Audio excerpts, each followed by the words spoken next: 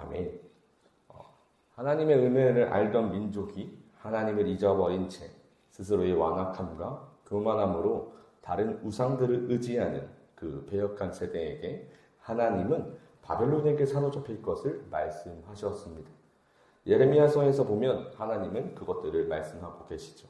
하나님 나라의 백성이나 저 이방 민족에게, 특히나 그 바벨론은 잔악무도한 자들이었기에 그들에게 짓밟히는 이스라엘은 그 모습이 너무나 절망적이었죠.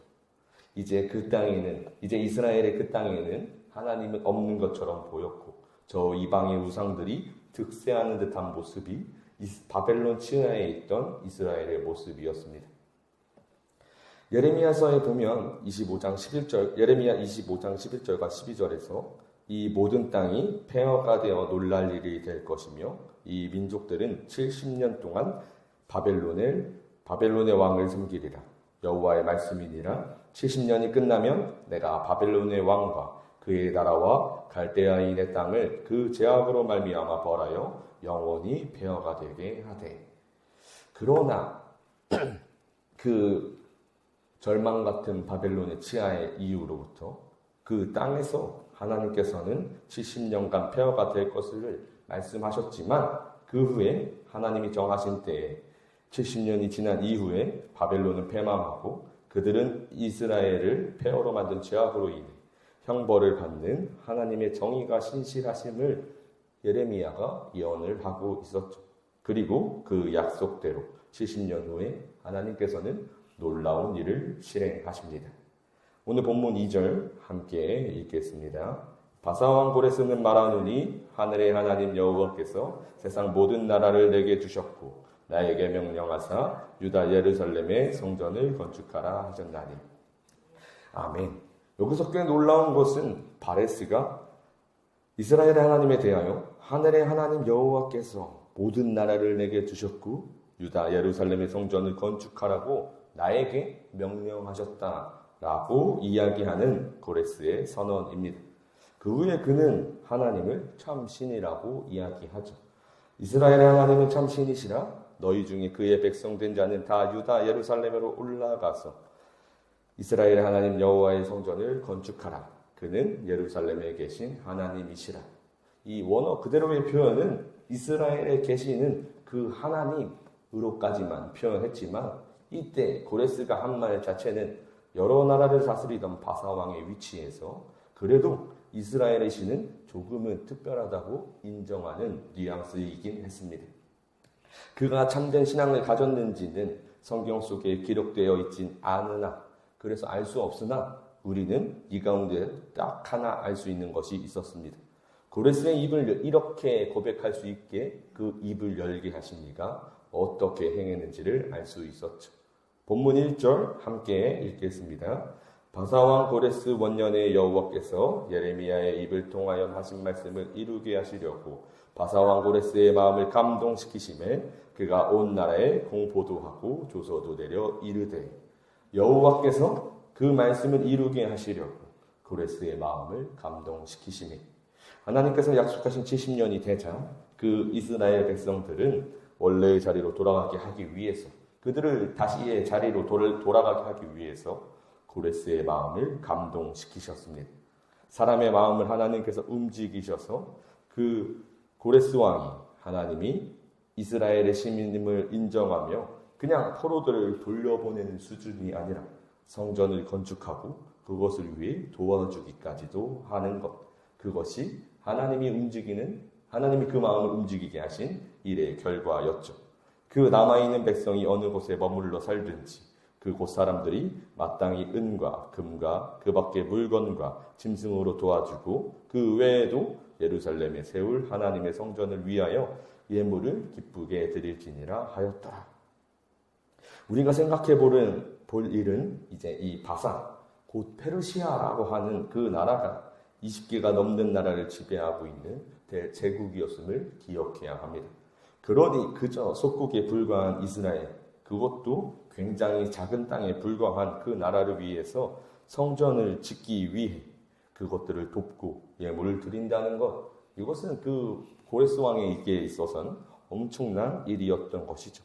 그러나 하나님의 시선에서는 너무나 당연했던 것입니다. 하나님의 시선은 전혀 달랐습니다.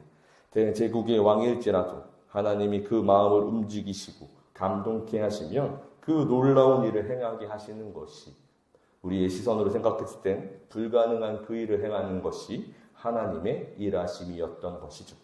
게다가 이 70년이나 지속된 포로 생활, 절망 같은 상황이 펼쳐져 있던 이스라엘 백성의 입장도 꽤나 상처를 받고 심각한 영적 훼손이 있었을 것입니다.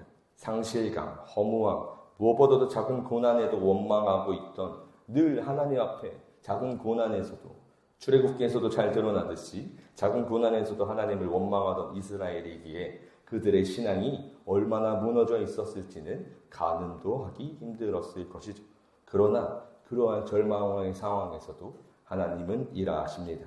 오늘 본문 5절 함께 읽겠습니다. 이에 유다와 베냐민 족장들과 제사장들과 레위 사람들과 그 마음이 하나님께 감동을 받고 올라가서 예루살렘의 여호와의 성전을 건축하고자 하는 자가 다 일어나니.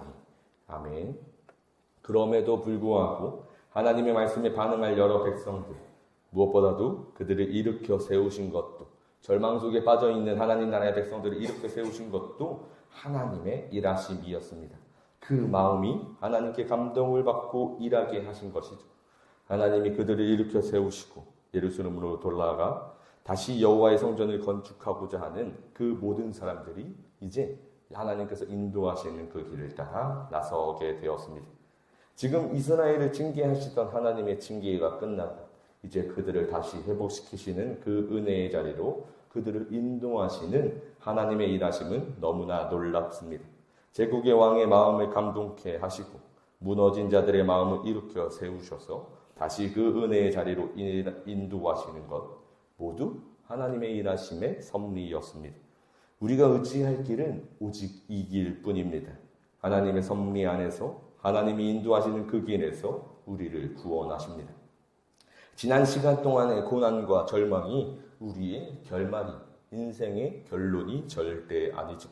하나님은 늘 우리를 가장 좋은 자리로 인도하십니다. 지난 70년간 이스라엘의 고통과 절망은 그들 안에 있던, 스스로 의지하고 있던 그 완악함을 제하는 순간이었습니다. 그것이 하나님의 징계가 가진 힘이었고, 이제 그들은 그들을 더욱 기뻐한 곳으로 하나님께서 인도하십니다. 바로 구원의 자리로 인도하시죠. 게다가 그들에게 돌려줄 의무도 없는 그 성전의 기물들을 전부 돌려주며 더욱이 가득한, 두 손 가득하게 장차 돌아갈 본향으로 돌아갈 수 있었습니다. 고레스 왕이 또 여호와의 성전 그릇을 꺼내니 옛적에 느부갓네살이 예루살렘에서 옮겨다가 자기 신들의 신당에 두었던 것이라. 11절 함께 읽겠습니다. 금은 그릇이 모두 5,400개라. 사로잡힌 자를 바벨론에서 예루살렘으로 데리고 갈 때에 세스바살이 그 그릇들을 다 가지고 갔더라. 아멘. 그 성전일을 다시 건축하는 것뿐만이 아니라 그 성전을 다시 차고 넘치게 하는 하나님의 은혜가, 하나님의 일하심으로 하나님께서 사람의 마음을 감동케 하심으로 진정한 회복을 보여주신 것이죠. 즉 우리가 경험하는 모든 고난은 하나님께로 온전히 돌아갈 길로 하나님이 인도하실 것이다 라는 기대를 우리는 그 고난 가운데 할 수 있을 것입니다. 우리의 고난을 장차 받을 영광에 비하면 너무나 사소합니다. 그러니 지금 당장 너무나 힘들고 지칠 그때라면 하나님을, 무엇보다도 예수 그리스도를 바라보시기를 간절히 소망합니다. 예수님께서는 마태복음에서 이렇게 말씀하시죠. 수고하고 무거운 짐진 자들아 다 내게로 오라. 내가 너희를 쉬게 하리라. 그 고난을 인내로 견딘다면 하나님께서는 더욱 큰 기쁨으로 여전히 우리를 잊지 않으시고 70년이 지났음에도 그 약속은 신실하셔서 우리를 지키시고 하나님의 그 구원의 자리로 인도하실 것입니다. 그렇게 모든 상황 속에서도 오직 하나님의 일하심으로 반드시 그의 백성을 구원하실 하나님을 경험하시는 저와 여러분이 되시기를 간절히 소망합니다.